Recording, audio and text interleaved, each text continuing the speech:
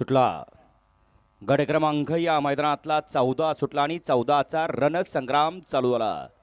एकूण 5 गाड्या होत्या, त्यातली एक गाडी बाद झाली आणि आता 4 गाड्यांचा रणसंग्राम चालू आहे। कोण होतोय गट विजेता? आडल्या साईडला संग्राम आणि मधल्या साईडला घरचा साज आणि घरच्या साजाचं निर्विवाद वर्चस्व।